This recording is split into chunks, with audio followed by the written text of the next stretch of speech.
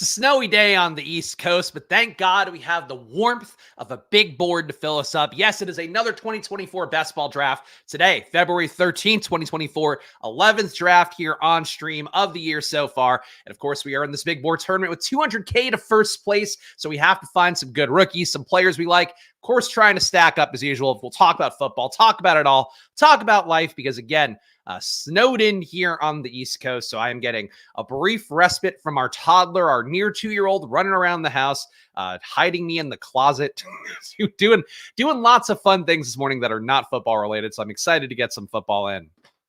Of course, clock already going here. And we started off with a man whose name is too long to fit here. So Slumdog Thousandaires in the one hole. But on the screen, you see Dog Thousanda. So that is a flaw in the underdog process for sure in terms of the usernames. But he takes Christian McCaffrey at the 101. No surprises there.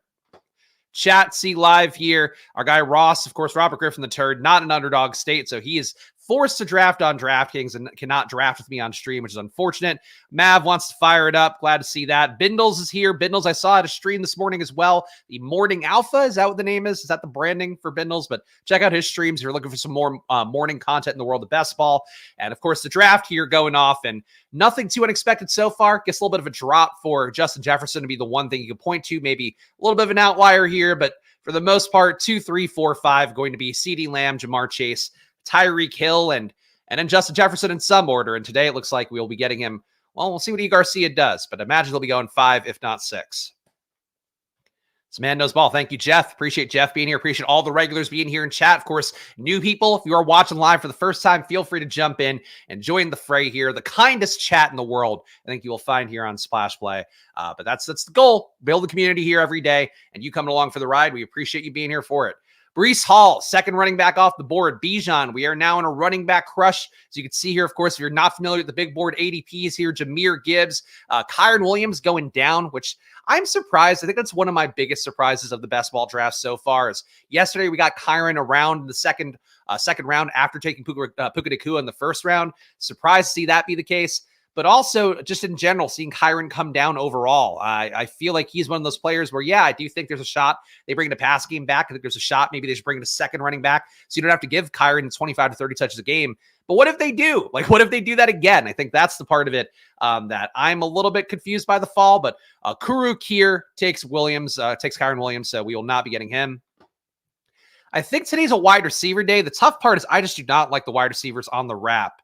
AJ Brown, I'm okay with, but I guess we're going to make the hope here that AJ Brown can take a leap in a Kellen Moore offense. Kellen Moore coming over to Philadelphia. We'll take AJ Brown. I'm really taking AJ Brown mostly because I find these builds where I'm not hammering wide receiver pretty hard and heavy early on. Really don't like how we're landing at wide receiver late. OMG takes Marvin Harrison, who I would have not minded taking as well. But Nico Collins is here. Jahmyr Gibbs falling a little bit, not enough to justify it at this point. I think it's Nico for me here.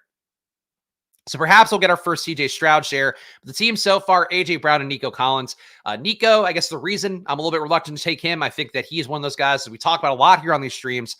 Current ADP pricing, even some of the tournaments that we talked about, the playoff best ball, people are just really cashing in a lot in things that happened last season. People are really over-enthusiastic for players they didn't get a lot of shares of. The Nico Collinses of the world, the Kyrens of the world, the Pukas of the world.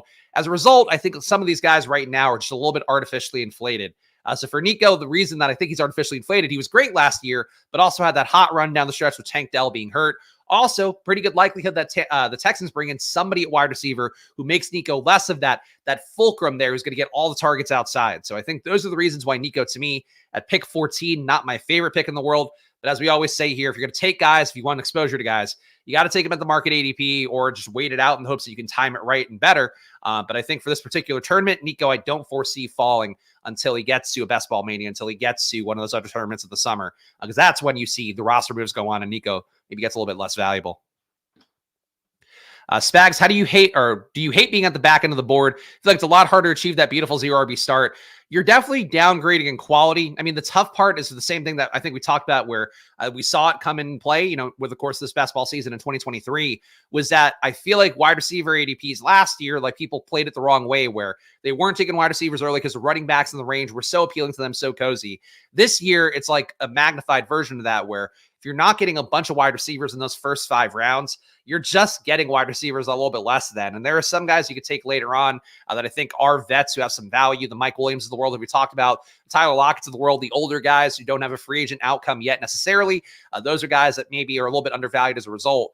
But like you really are, for the most part, not getting stud talent if you try to push wide receiver down. You're trying to draft guys in the 40s, the 50s, the 60s, and have that be your second, third wide receiver. The teams look a lot worse. So I would agree that I don't enjoy drafting in the back half, but I think you still have to take wide receiver there because even though the wide receivers are worse, you're then left with like, I don't know, who even would be a wide receiver one if you started your run in the 3rd round. Like it just looks so much worse to me. Yes, the top 5 pick area I think would be the best. Warmed up to A.J. Brown, seemed to hate his offensive coordinator, and Kellen Moore is gunning for a head coaching job. Look, I think there's a shot that it is a market improvement for A.J. Brown. We have seen Kellen Moore be able to feed and provide big value for star receivers in the past, where Keenan Allen last year, obviously a great example of that, had the monster year to start and then didn't play down the home stretch because the games didn't matter. And clearly he played in the Pro Bowl, though. So Keenan Allen, kind of a douche move by Keenan Allen, if we're being honest. But besides that, like, yeah, and Dallas too, CeeDee Lamb, part of the reasons he started to get fed well, started to actually take that leap upwards was because of Kellen Moore being the offensive coordinator. So I agree that A.J. Brown's in a good spot. You know, I think fundamentally with him, I just worry about the mercurial nature a little bit. I feel like these receivers that are really tightly wound, really aggressive about yelling at people in the locker room, complaining to the media, kind of feel like the red carpet for them does run out at a certain point. So that's my main concern for A.J. Brown, but it's not a data point. He still was good last year. Just he wasn't as good in the back half of the year, I think is the main thing. But I feel like A.J. Brown's one of those guys too, where we talk about the recency bias of last year. A.J. Brown is not like discounted at all for having a shitty back half of the year. Like he's still priced where he would have been, I think, if he went off. Maybe if he were like as good as he was in the first half of the year, the entire year, maybe he goes in this Amon-Ra St. Brown range, goes to the middle of the round, but you're still not getting that big of a discount for A.J. Brown right now with how bad he was. So I think that's the pain point I feel with A.J. Brown is like, I think there's some concerns at just the Eagles situation overall. And then also for A.J. Brown, it's like you're paying for a ceiling here when he was dog shit. But what are we going to do? Big dogs only on the Spags squad. Yeah, that's true. Let's go for all large men today is the goal. My real goal is to get my 4 rookies that I like the most relative to ADPs. Jaden Daniels, Audric Estime, Brock Bowers, the tight end. That is quickly the value in Brock Bowers getting steamed out pretty fast. And a wide receiver, Troy Franklin. Those are my 4 that I would like to get in one draft at some point. Definitely the goal today. I put it in the headline of the YouTube video. So I would really hope that today's the day that I can get my 4 rookies. But we'll see what happens. D. Martyr here going to 3 running backs. Breece Hall, Devon Achane, Travis Etienne. Certainly not a bad start. Would really, though, he's going to have to dig out a wide receiver. So I think he is somebody to watch here. If you're somebody that feels like, hey, maybe I could find a way to skate around some of these wide receivers I'm not comfortable with. If I want to avoid a Rashee Rice, if I want to avoid a DJ Moore for whatever reason, follow his team here and see what he does because he needs to dial off and go wide receiver heavy pretty much immediately. So we have Jalen Hurts here, which would make sense. Have Devontae Smith as well. I guess let's just get Eagles. I feel like this is a kind of me doing a chalky thing here where I imagine people that get A.J. Brown in that 11 pick are very likely to just go, yeah, I'll take Jalen Hurts. And Devontae Smith's here. I'll take them. So I think this is a chalky build. But one thing that reminded me last year that was important to me last year was seeing how basically there were some stacks early on. And this one in hindsight didn't add a lot of value, but the Tyreek Hill, Jalen Waddle stack last year was one that felt too chalky, too easy to land on. The ADPs lined up perfectly. And then at a certain point in Best Ball Mania in particular, that stack was gone. So it was there in the big board. It was there in the beginning of Best Ball Mania. And then that stack, you couldn't get the Dolphins double stack at that point forward. Now, again, it didn't pay off, but I still think the EV of that stack was pretty valuable. So I would say to me, like, that's something I'm trying to be mindful of this year that, yeah, this lines up really easily to get A.J. Brown, to get Jalen Hurts, to get Devontae Smith. But it doesn't mean it's a bad play, and I shouldn't overlook the chalky thing. Shouldn't overlook the gift horse of chalkiness. The Demario Douglas, Wan'Dale Robinson, Marvin Mims range I've been hammering. Ugh. I mean, Wan'Dale's okay. Demario Douglas is not likely to maintain that role coming into year 2. I guess it's, you can make the bet that he's making a leap in year 2 as a rookie, but they're going to bring in more bodies, and Demario Douglas is not like a high pedigree guy. So I wouldn't lead him off as the reason why you're taking that range, but Wan'Dale and Mims, I think, are fine enough plays. I just think that Denver offense is going to be so fucking dink and dunk again, and I don't love that part of it. Let's see. Rams are also too easy to double so far. That is true. You definitely get that one pretty nicely. Let's not just say A.J. Brown. All the Eagles were bad second half of the year. I mean, Devontae looked a little bit better, but that was because they were taking targets away from A.J. Brown. But yeah, I mean, the Eagles fell apart. Like, there's nothing you could say about that. But I just worry about the reasons where AJ Brown was fed really well in the first half of the year because he yelled at Jalen Hurts on the sideline, and then also complained in the locker room multiple times. So that was the thing that got him volume. So like if you have to be that mercurial to get the volume, I don't know. I think they're a better team when they feed Devontae Smith more. And if we assume Dallas Goedert's not washed, and I don't think he is, I just think the usage was really shitty for him this year. I think that's the kind of thing where if they're the best team they are for themselves, like AJ Brown's probably not getting 15 targets a game. But again, it's all relative, and we still have to take wide receivers is the main thing. Damn little late. We get today to start. Okay, that's Nickel, of course, the regular here, so I'm not sure what that means, but I will take it as a positive comment all the same. And guys, if you're watching live or after the fact, please do smash that like button. I'll tell you guys an anecdote why. First of all, you guys know at this point, if you watch Splash Play, part of the reason YouTube channels succeed or don't is because the likes then allow other people to see the video. So basically, like people like you get showed the video more if you hit the like button. But also right now is something that one of my least favorite things as a content creator, and it harkens back to my Barstool days. There is currently somebody who's obsessed with Splash Play. And because I spent so much time on the back end, I'm working on Splash Play things, of course, when the stream ends. Also working on Probably stuff. We now have one person who goes onto every video and downvotes the video from 4 different accounts. And I can tell because normally, A, we don't get that many dislikes on the channel. But B, they happen at the same time. So I see one, it's like 1 dislike, then 2 dislikes, then 3 dislikes, then 4 dislikes within a span of 1 minute. So we have a mentally ill person who's obsessed with the channel. So really your likes now more than ever to drown that person out because they've been doing it for now a week and a half. And I hate these things. Like there was a guy when I was at Barstool who used to make different Twitter handles to harass me. And he would have, I remember the name because like he had like legit created upwards of 20 different Twitter handles. The name was Mutt Mutt. And he would post every day harassing me with a Pink Panther avatar and would keep doing it. And that's the thing that to me, like I love doing these streams with you guys. I love all the regular people out there, the dads, the people who are just having a good time gambling, whatever, being degenerates and all that, drafting teams in February.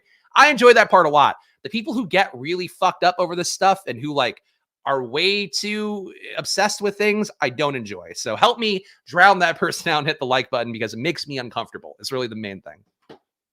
All right, let's keep it going though. That's my soapboxing / like, I hope that people find health and happiness. Terry McLaurin, is it going to improve with Cliff Kingsbury? Probably not. JSN could improve as well. Tyler Lockett, perhaps a guy that can move. We could take a running back at this point, but Alvin Kamara, Derrick Henry, I don't think that's it. I am going to go McLaurin here. Really, I don't get how there isn't a single value on the board. I feel like McLaurin, taking him 1 pick of ADP, would like to take him at a discount at this point for Terry McLaurin, but it is what it is. We'll take McLaurin here and add him to our roster, and then we'll hope that Washington plays Philadelphia in Week 17. I think that's a reasonable approach to have. OMG picking guys here. Takes Tyjae Spears over Derrick Henry. Derrick Henry, very decent shot that he gets a pretty good outcome in free agency. Obviously, he's old, though, so you do run that risk as well. Alvin Kamara just added Clint Kubiak as the Saints offensive coordinator. Could be a thing that does benefit Kamara if he's back on the Saints, but definitely some risk that he's not. JSN, still okay as a wide receiver 5. Kamara, not that big of a discount. I'm going JSN here. 5 wide receivers so far, along with Jalen Hurts at QB, and then a wide receiver, A.J. Brown, Nico Collins, Devontae Smith, Terry McLaurin, JSN. This feels like a team that I would have drafted last year, but with different draft capital for Nico Collins. But I don't hate it. Don't know if this is the best wide receiver run, but you just got to get wide receivers in early. Otherwise, you have dog shit at the position. Let's see. Smash the like, smash the wife, block the. So you can block people from commenting. You can't block people from viewing your channel. So trust me, if I could, I would, but I can't. Like the Scary Terry pick, sense of potential Jaden Daniels stack. I really don't want Jaden Daniels to go to Washington at this point. I think that now they have Cliff Kingsbury in there, I have a lot less faith in that offense being good. The hope would be that that Dan Quinn, from what he learned at Dallas, where Mike McCarthy was as much of like a boomer, established the run kind of coach as possible. And then he's adapted to now be a coach. And even starting the year, like he wanted to run the ball. And they realized like we're so much worse than last year. Let's go back to passing it. So the hope would be that Dan Quinn does impart that to Cliff Kingsbury and says like, hey, we need to really be aggressively pass rate over expectation. But I was always like really not impressed with Cliff Kingsbury when he was calling the plays in Arizona. And granted, this is the defense for Arthur Smith. I think the same defense for Cliff Kingsbury. Some guys aren't equipped to be a head coach. Like some guys are just a play caller, are just a coordinator. And the hope is that for an Arthur Smith, for Kingsbury, that they're just better focusing on that one part of things. But I watched Kingsbury be a part of that offense for USC this year. And that was really a frustrating experience too. So I don't think he's improved. I don't think he's better.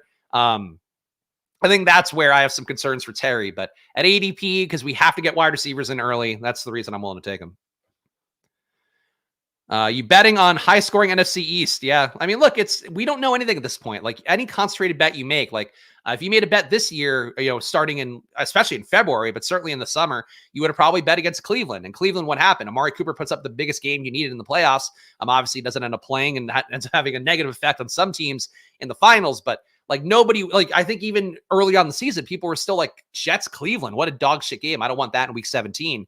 So I think that's something too, where you don't want to like write teams off early. I don't want to write off, especially an entire division and say, oh, the NFC East is going to be a slog, especially too, like all the defenses are getting worse. Like the Eagles were worse last year. They have some young guys who can improve and maybe make it better, but the Cowboys are getting worse, I think, with whatever they changed. In terms of Dan Quinn, I guess hiring Mike Zimmer, the hope is that they can prop him up as a former head coach as well. But I don't think he was that great. At least again, as a head coach running a defense. So we'll see, but I think it's very possible the East just ends up with a lot of weak defensive teams. Like the Giants sucked last year. Commanders were one of the worst defenses in football. How does that improve that much? It probably will improve a little bit because of Dan Quinn, but any division could be a shootout division is the main thing. Who's the team that I wish Daniels would get drafted to? It would have been Washington before they hired Kingsbury. For now, I think it would be Atlanta trading up and getting Jaden Daniels. I think that's the most fun outcome is him going to a young team, having some real alpha target earners so he can make better. I think would be the thing. And he would hurt Bijan a little bit in terms of the RPO stuff where probably make Bijan more efficient on those plays, but would definitely take some touchdown equity away. But he'd be great for Drake London and for Kyle Pitts, assuming that Kyle Pitts is still going to be there after Raheem Morris did not name him amongst some of the core pieces there on Atlanta. But I think Jaden Daniels to Atlanta would be the most fun. Besides that, in terms of teams that have an open QB, I think it's that. If it's New England, you would hope that Alex Van Pelt is going to let the Joe Flacco kind of play be the thing. A lot of dropbacks, a lot of deep passing, but I don't think that'll be the case for New England this year. All right, so we do have a shot to get one of my preferred rookies here, and I guess this would put us on the pathway to get all of them.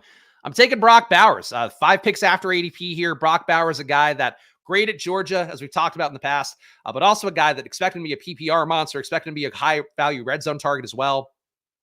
Best tight end prospect who's come out in football in a while. And I know like the memes, like Brock Bowers might come down a little bit in ADP because of the fact that he kind of looks like an IT support guy, looks like an accountant, looks like a whatever. Doesn't look like Gronk, but like I don't care. Like when he's on the field, he looks like the best player in football.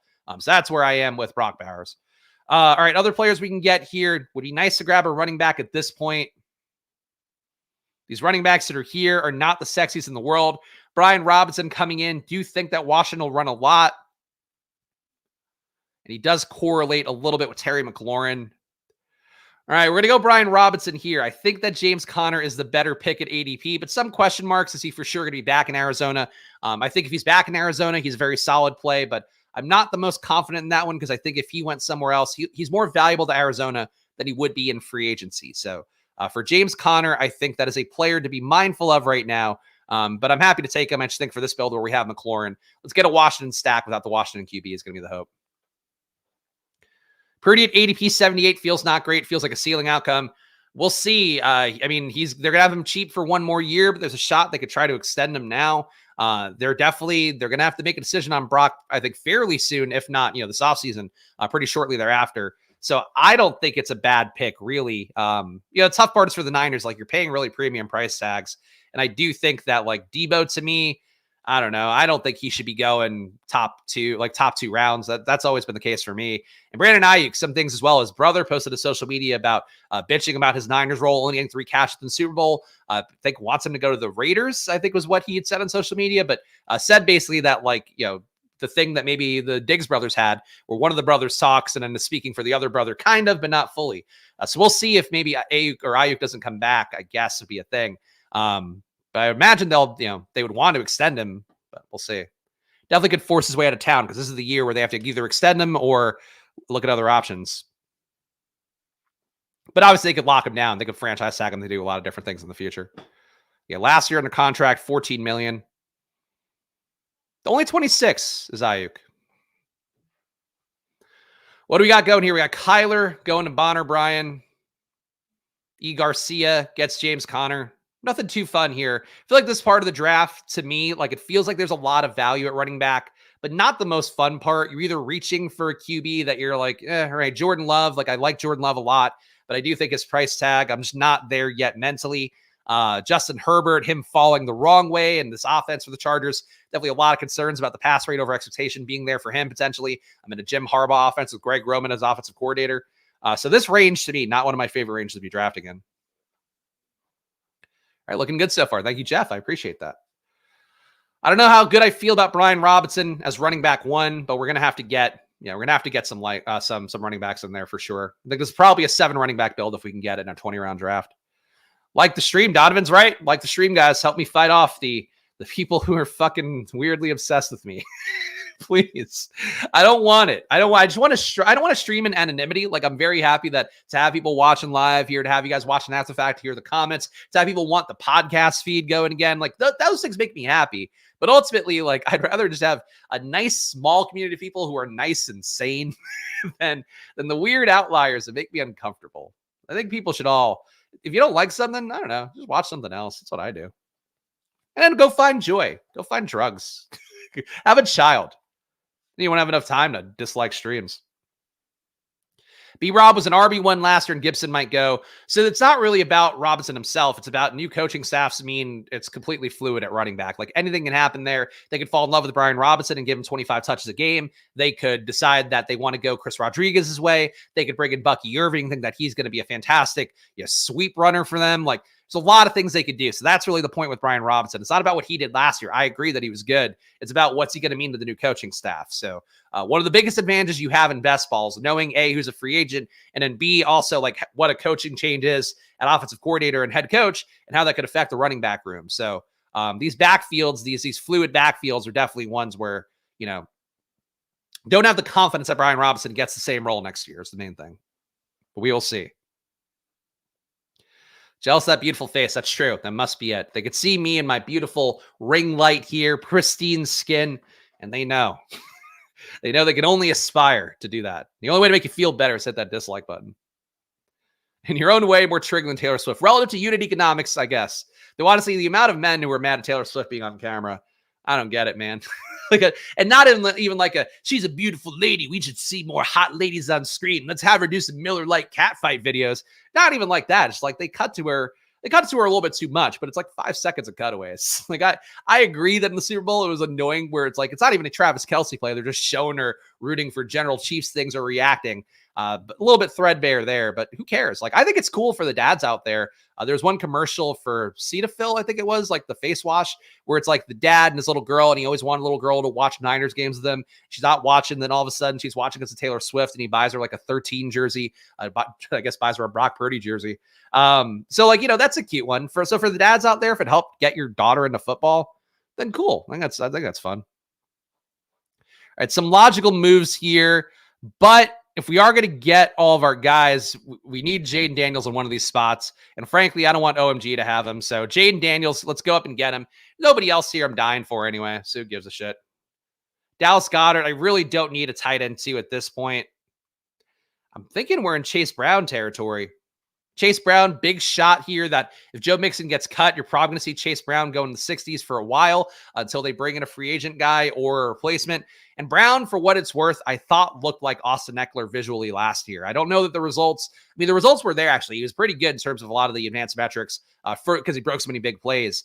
But don't know that he could be a volume back, was kind of an ass volume back at Illinois in terms of getting like 30 touches a game, but just wasn't efficient at that point. So maybe he's never going to be, that Christian McCaffrey, Kyron Williams, full bell cow role. But I think for Chase Brown, explosive player, guy can play in the pass game as well. I think he ends up with a role for Cincinnati no matter what next year. But if Mixon doesn't come back, if they cut him and then also they don't add somebody meaningful at running back, this is Chase Brown's backfield and he probably comes up 50 picks.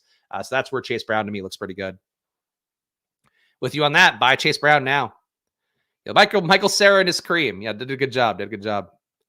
Young, supple Brock Bowers. Look, I don't want to jinx myself. I feel like it's talking about a pitcher having a perfect game. But right now, we are technically live. No, you know what? Fucking Troy Franklin's going at 97 now. So we're still not going to get my 4 wide receivers or my 4 rookies of the apocalypse, I guess is the best way to put that. I would have had to take Troy Franklin. I would have had to take Troy Franklin at 86, which is lofty. I think Franklin is now appropriately priced as well. Franklin at 130 was a steal. Franklin at 110, still a discount, I think, for a guy who's going to be probably the best outside speedster in the class, and that includes Marvin Harrison. Marvin Harrison is going to be a better outside receiver. Franklin's going to be faster and more of a burner down the sidelines. But Franklin now at 97, I think he's better than Odunze, unless Odunze is going to be a freak athlete. But I think his price tag is now pretty much appropriate. And that's the biggest downer, the biggest change, I think, from last year. I got in the big board, like my discounts held for the most part for the entire run of it. Now in this current run of the big board in the 2024 version, your value players, like your guys who are buzzy rookies who are fun on the way up, they're gone. Like they're just gone much earlier. Their ADPs have moved a lot faster. So that's something that I think has been tough to pin down for sure. I don't think Troy Franklin should go ahead of Jaden Daniels. Fundamentally is how I feel about that, which I guess means that I need Jaden Daniels to come up if I'm going to try to make that correct, because I don't think Franklin comes back down. All rookies were a steal at opening EDP. You couldn't miss. Yeah, last year, that was definitely the case where the rookie tight ends were all for free, as we've talked about enough times on here. Rookie QBs, AR started in the 230s and then didn't adjust for the first week of drafting, basically. Then finally got to like the 120s, and that was still a little bit low. It's really been surprising this year, especially knowing what I know too, of like people just really hate risk and all of that. And the rookies are still risky, like especially if you're a person that's not doing research. So I'm a little bit surprised to see them all getting steamed up this much this early, but it is what it is. PFF has Daniels to the Pats for what it's worth. I really look. The Pats can be anything next year. I think they're again a team that I've talked about. Like, don't love Ramondre Stevenson as a player. Definitely didn't love him last year. Barely took him in any drafts. This year, though, you're buying in on that ambiguous backfield. Is he going to maybe come back and be a bell cow back? Do they bring in somebody else? Do they bring back Zeke? Do they fall in love with Zeke? I don't know. But there's a shot that he could be a back that matters. But the New England offense, I kind of think no matter what, I imagine still going to be run heavier than not. The Van Pelt stuff, him coming over from Cleveland, I think is a positive because Cleveland was a run-heavy team that sort of, when they had trust in the QB, were willing to get a little bit less run-heavy, even though the run game was certainly still a big part of what Cleveland's attack was. So I think if you're bringing that over to New England, it's a positive thing. For Jaden Daniels, though, you want him in the most wide-open offense possible. You want him in an offense where he's going to get the ball downfield. He's going to be able to get some quick reads, but he's going to be throwing a lot of fades is really the goal. Like, he really dominated downfield on guys breaking outside on routes. So I'm hoping for Jaden Daniels that he lands in a spot that plays into that. And I don't want to hold my New England priors forever, but it is like a lot of holdovers from previous New England. Like, Gerard Mayo has learned at the Belichick tree. I don't think he's going to be Belichick, excuse me, but I would say that there's still some risk that like he has some Belichicky tendencies in him and maybe, skews more towards the run. That would not be great for Jaden Daniels. I don't want Jaden Daniels running 6 times a game and throwing under 20 or like, that's just not how he's going to be the best fantasy play. Even if he could be really efficient with that. Like, I want him somewhere he's dropping back 50 times a game, ideally. Which do you prefer, Stevenson, Eckler, or Pollard? Tough call.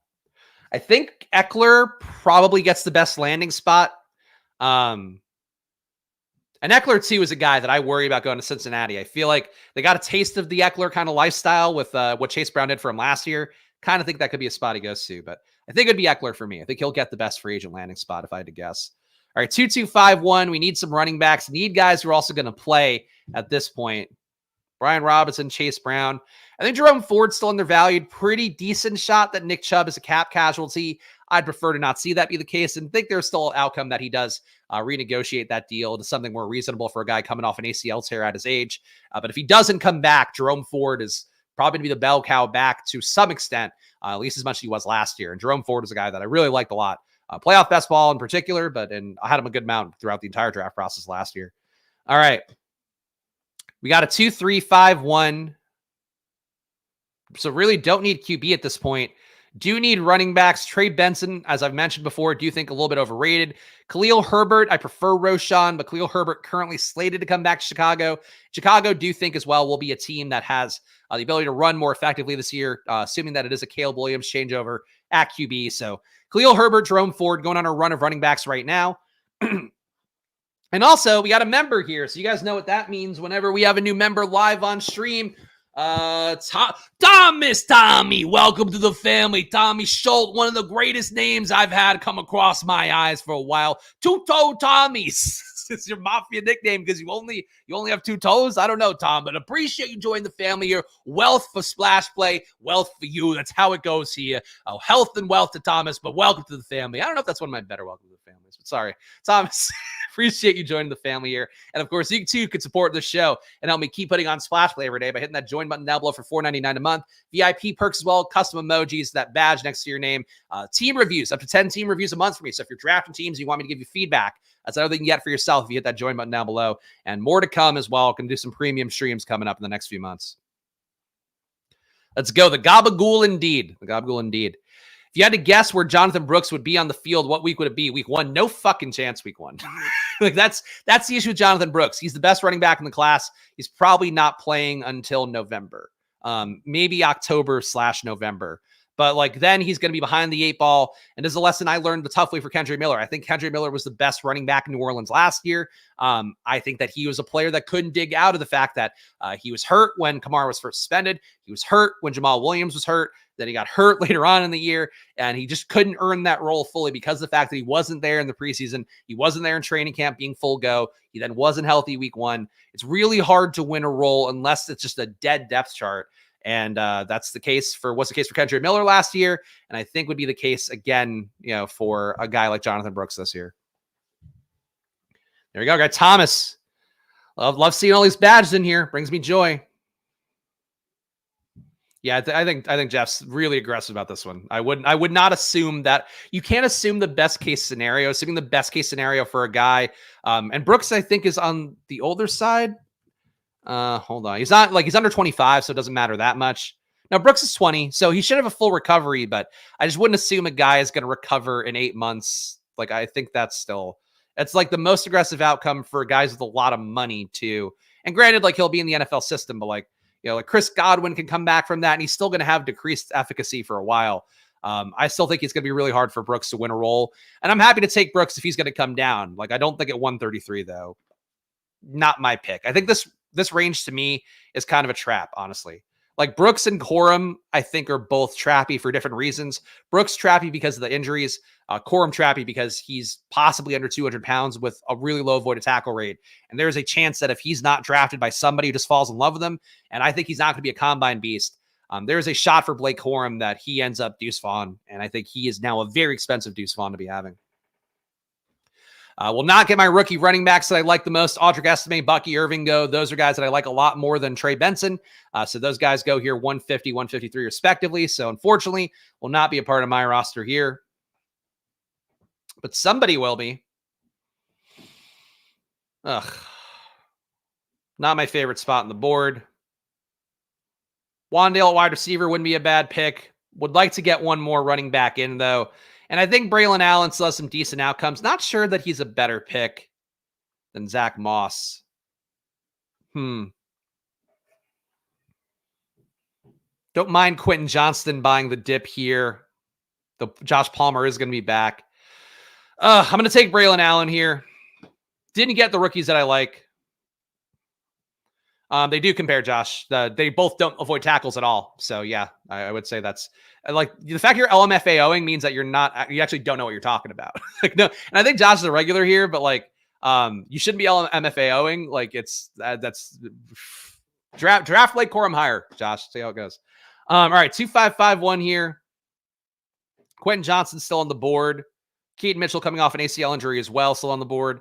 I'm going to go Quentin Johnson here. I think he's a fine wide receiver 6 at this point. Again, you're just buying the dip here in the hopes that the draft capital goes. But we are now actually in a real issue for Quentin Johnson where if he does not immediately win over Jim Harbaugh, and there's a shot that he can because he did go off against Michigan in college, shot that he does like impress Harbaugh and Harbaugh carries that with him. That's been a thing in the past too, where there's some stats that came out recently or somebody on social media posted data saying that guys in free agency who like torched their previous, the team that they're going to, like they end up getting higher capital in terms of the contracts as well because of the fact that like the coach saw him and they were really good. But for Quentin Johnston, like I think the issue is that now he doesn't have the guy who drafted him in there. He doesn't have the coach who wanted him in theoretically. So he's got to be good or he's going to be gone is really the thing. Anyway, so Deuce Vaughn had an avoided tackle rate. You know what? Like Josh is so arrogant with his fucking shit. I'm gonna have to completely show he's an idiot. So they don't miss tackles is the main thing. So Blake Corum, his measurements, his clocked measurements, which are reported in the handbook, which is not the actual measurements he's going to get in the combine, 5'8", 213. So there's a good shot that he's like 5'7" and 195 for Blake Corum. Blake Corum, the biggest issue with him is he has a 10% avoided tackle rate, which is the lowest out of everybody in the class besides Austin Jones. If you are small and you can't avoid tackles, you get punished over and over and over again. Because of the fact that Blake Corum got a lot of goal line touches and you saw him score touchdowns, doesn't mean he's going to be a good NFL running back, Josh. It just means that he's a guy that's small and can't avoid tackles. When you're small and can't avoid tackles in the pros, you end up not getting playing time. You end up getting benched like Deuce Vaughn did. So yeah, they're actually very similar plays. So don't fucking come at me with your LMFAO bullshit, Josh. Fucking do some research, man. Fucking come in here because you watched a few Michigan games and try to talk to me like you know. Like, at least fucking look something up. That's all I would say. Fucking come in here arrogantly like that. Yes, that's it, Josh. That's what it fucking is. If you can't avoid tackles and you're small, you can't get fucking play against 6'4", 250-pound guys. You fucking R-word. Jesus. All right, Josh. Hey, guys, remember this chat from Josh. Last one for a while. Go hit the other guy hitting dislikes, Josh. That's it. That's a full-time ban. I don't need it, man. Like, if you're going to come in here, like, at least fucking know what you're talking about. I don't have patience for idiots. Like, if you guys have questions about shit, if you have takes, more power to you. But, like, honestly, don't fucking come in here and act like you know anything, because you don't. You don't, Josh. Like, you're honestly one of the dumbest guys in the world. I think it's the Dunning-Kruger effect, guys. You ever want to look that up? People who are the most confident, the most, like, and also, like, for me, I'm confident too because I show my work. I do it here every day. But, like, don't fucking talk down to me. You're the one watching me. Like, you got to fucking remember that, dude. Anyway, he's never going to be here again, so I hope he dies. Shut up, Bindles, for the Slash Play membership. Appreciate Bindles being here. Look, I appreciate the people who want to be here and are going to add value, but, like, if you're going to come in with dumb shit takes that, like, you, like, clearly you haven't done the work for a while now, like, then don't fucking do that, man. Don't waste my time. Don't do it. I don't need it. Again, I'd rather have a channel with fucking 3,000 people on it who actually want to get better about the stuff and be smart about it than a fucking bunch of, like, guys who are just going to yell about shit and be wrong. It's not for me. Go do it another fucking channel, dude. And here's the thing, like, again, that's the kind of guy that will come back and make 4 different accounts and dislike the video. I just can't. I can't be nice to everybody, man. When you do, like, this amount of work, and I would say the same for you guys too. Like, if I hope you're doing the same prep work, whether it's just, watching highlights, obviously combine that with data if you can. But, like, like, actually challenge yourself to learn something different. Like, he's like, Blake Corum is so fucking small. There's not a big track record of guys who are that small and not shifty having success in the NFL. So, like, if you're just doing that, like, you're not only wasting my time, you're not only wasting, like, you're being an asshole in a chat where you don't know anything and you're coming off like an idiot, but also, like, you're costing yourself money. So, like, you're hurting everybody in the process, including yourself. And that's the thing that I just have no tolerance for, man. Go ahead, Drake. Look, I'm okay drafting Blake Corum, but you shouldn't be coming in here, like, just not knowing what a running back position is. Like, you have to be 200 pounds. You have to be shifty. Like, if you're not going to be 200 pounds, you have to be shifty. Like, that's it. And getting fed the ball aggressively in a good college offense doesn't make you a good player. Simple as that. Is one of the most tried and true things that's now been the case doing these videos for fucking 3 straight years. And I'm guaranteed it'll be the case again. All right. J.K. Dobbins here. Solid pick. Gus Edwards, the pick. The thesis for him would be he goes somewhere in free agency and becomes a touchdown hound somewhere. Let's go. J.K. Dobbins. Christopher, I'll read your chat in a moment here. So, teams so far, we need more running backs, need more wide receivers. Actually, we probably don't need more running backs necessarily, but we can get to 7. Jalen Hurts, Jaden Daniels, Brian Robinson, Chase Brown, Jerome Ford, Khalil Herbert, Braylon Allen, J.K. Dobbins, wide receiver, A.J. Brown, Nico Collins, Devontae Smith, Terry McLaurin, JSN, and Quentin Johnston. Definitely need more tight ends to add to Brock Bowers, but who cares? Roman Wilson, this would be a spot to take him, I guess. Nothing Philadelphia related, nothing Jaden Daniels related we want to take at this point. Guess we can make a bet. Hunter Henry might not be back in New England as well. Take Hunter Henry here. Just give me one more solid tight end.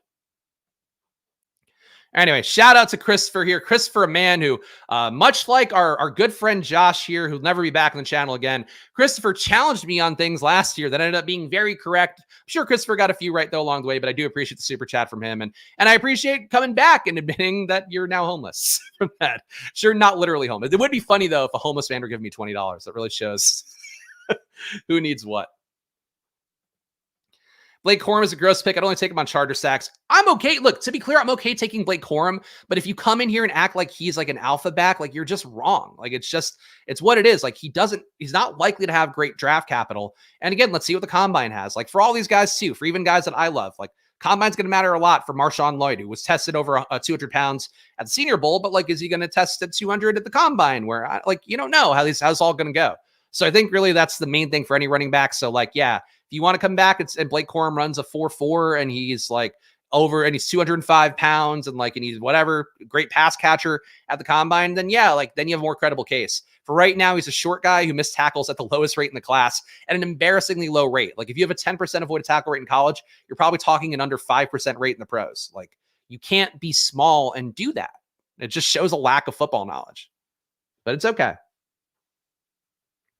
Spend my last $20 on a super chat over food.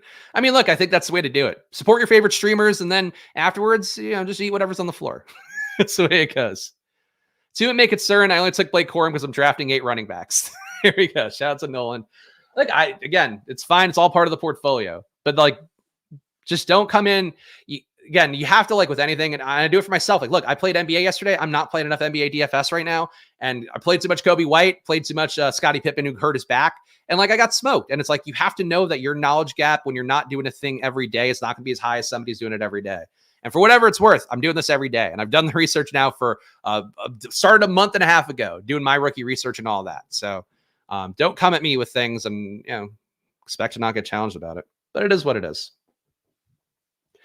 I do it all for you guys. Ultimately, I just want to give correct takes, or at least the best informed takes possible. Ronnie Rivers goes to 193. Have not seen that pick made. Don't think that's a good pick for Dog Thousanda, but it's a pick. I would take Gus Edwards over him. I would take A.J. Dillon over him. I would take Miles Sanders over him. Gus and A.J. Dillon, both power backs in a free agent class that always needs power backs. Miles Sanders coming into an ambiguous coaching situation with Dave Canales taking over for the Panthers. Those are guys that you can make a case for. Ronnie Rivers is a nobody running back who got some touches this year because they tried to give somebody touches to not kill Kyron Williams. Don't expect that to happen again.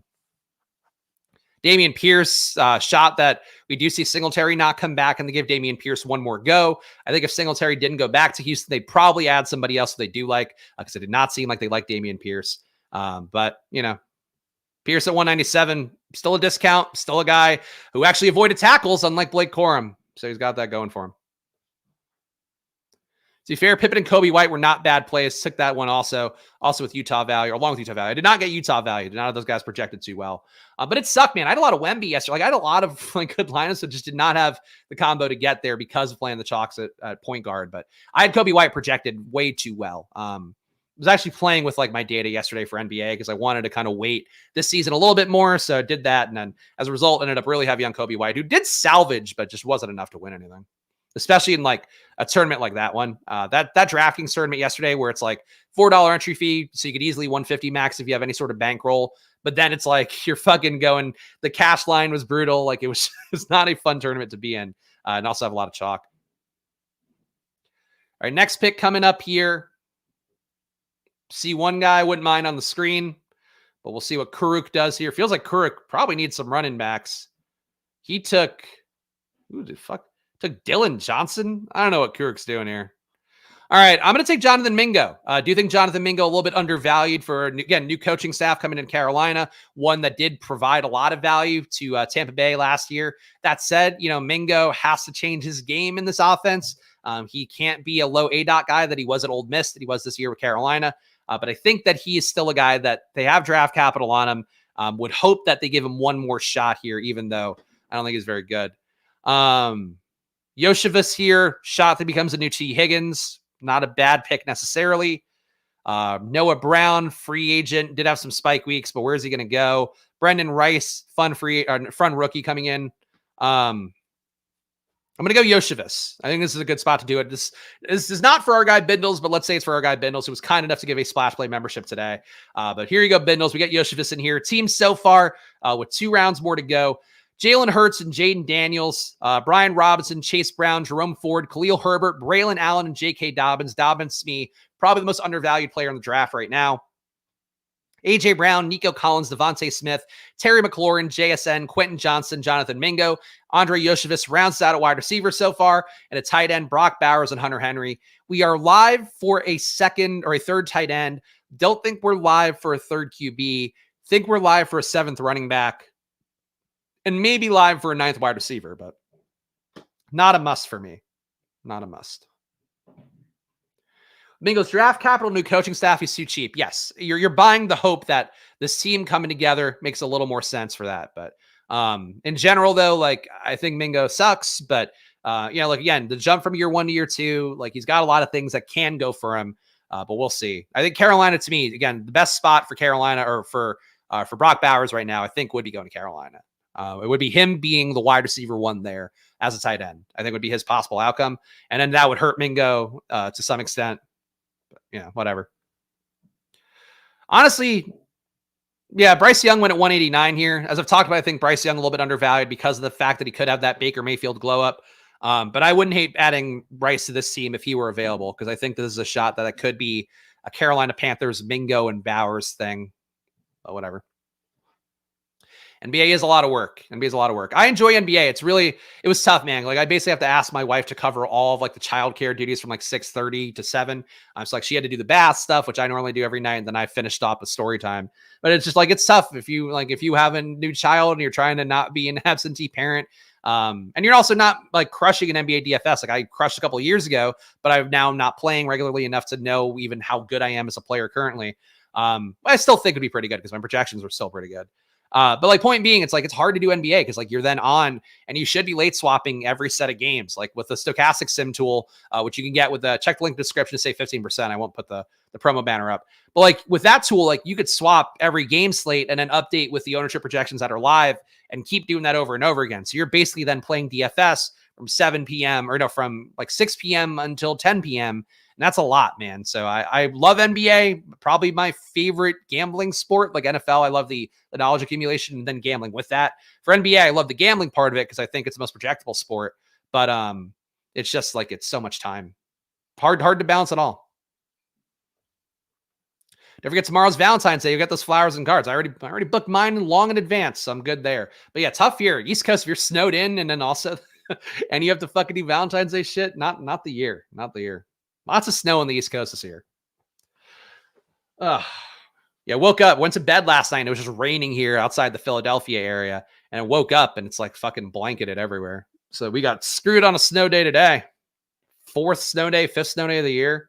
And for daycare, we pay. So we get to pay for those days and not get the daycare. Great fun. Team number 1 building an all-star roster of players that won't be on a roster next year. Yeah, Manuel Wilson, he's betting on some Green Bay stuff. This is just a person who was drafting players that were on the roster this past year. And that's another thing too. Again, like knowing what makes for a running back that'll be on an NFL team is an important skill. Knowing guys who won't likely be on the team, the same situation next year is it. And guys like Ronnie Rivers, guys like Emmanuel Wilson, guys like Elijah Dotson, even if they do make a roster, they're like replacement level guys. So like sometimes you get on that Ty Chandler, but a lot of times you end up with just a dude who gets cut or ends up moving down the depth chart. A lot of Keyshawn Vaughns is the best way to put that. All right, we have A.T. Perry here. If we want to do another wide receiver, I think another running back makes the most sense here, but running back is pretty much bled out. Can Jerick McKinnon do it for one more year? Dylan Labe goes behind Kyle Juszczyk, which is kind of crazy. And Ronnie Bell would take a jump upwards too. I'm going to go Dylan Labe here. I've not gotten a lot of Dylan Labe. The one thing that he's got going for him, great pass catcher, but was at New Hampshire. So not a college that you're necessarily given a lot of pedigree to for that one, but still an elite pass catcher for the numbers that I do have for him, which is just one game that he went absolutely apeshit that SIS Sports Info Solutions tracked last year. All right, one more pick here. 2782. Do you think this is a wide receiver or a tight end? Do you think Dulcich is a little bit undervalued for a guy that we know is a good pass catcher? Dawson Knox is free now. Sinnott go? Ben Sinnott's available. I'm getting a Ben Sinnott share. So I did not get Troy Franklin, but now Troy Franklin was the only thing keeping me from my rookie dream here. Final team, Jalen Hurts and Jaden Daniels. Running back, Brian Robinson, Chase Brown, Jerome Ford, Khalil Herbert, Braylon Allen, J.K. Dobbins, and Dylan Labe. A.J. Brown, Nico Collins, Devontae Smith, Terry McLaurin, JSN, Quentin Johnston, Jonathan Mingo, and Andre Yoshevitz at wide receiver. And a tight end, Brock Bowers, Hunter Henry, and Ben Sinnott. That is going to be my final team here. So let's get the plugs in, guys. If you're new to Underdog, use that promo code SPLASH, double your deposit to $100. Again, a great site to play on. Today, no egregious snipes either. So safe waters for today alone. But go check out Underdog. Of course, get a mystery pick'em as well if you sign up and are a first-time customer. But check it out for yourself. If you want to go play on Stochastic as well, again, NBA data is still a great tool to have. The sim tool over there is still a lot of fun, even though I got smoked yesterday. But again, like, the risk coming in, especially if you do play 80% of guys like I do. So that's how it goes. But for Stochastic, the best tools in the biz, save 50% with the promo code SPLASH, or check the link in the description. Probably my baby as well. If you want to get a guest spot on Splash Play, 5 stars and a review on Probably on the App Store. I'll leave it down in the pinned comments if you want to do that. But join us on Splash Play. And if you're a guest host on the show, you get to yell at me in person instead of just leaving bitchy chats and being a dick.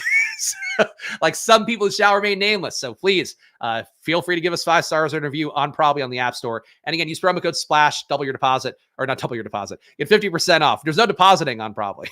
But winningest bets from top sportsbooks around the world. So check it out for yourself. And our guy, Jason OG Mans fan, continues to hit parlays at a rate I wouldn't even advocate for, but he's been doing it for himself. And lastly here, thank you to all the fine folks here. I have to give an update now because our guy Bindles gave a membership away and Thomas joined. But thank you for joining the Squirt Squad here to all you fine folks. I appreciate you putting up with me having to berate people sometimes, with me having to complain about weirdos giving me dislikes. But every day here on stream, you get what my reality is. Today is a snow day and me dealing with maniacs. So that's what you get here. But thank you to all these fine folks that we put on the show every day. Of course, follow us at Splash Play Pod. Follow me at Chris Spags. Go check out Probably, do all that. Subscribe before you go, hit the like button. And I'll be back tomorrow. For better or worse, I'm going to keep coming back, and we'll make more enemies every day. That's the goal here. I'll see you guys then. Enjoy your days. Get your cards and flowers for your Valentine. And good luck if you're snowed in with your child like I am. I'll see you guys soon. Enjoy your days. Bye.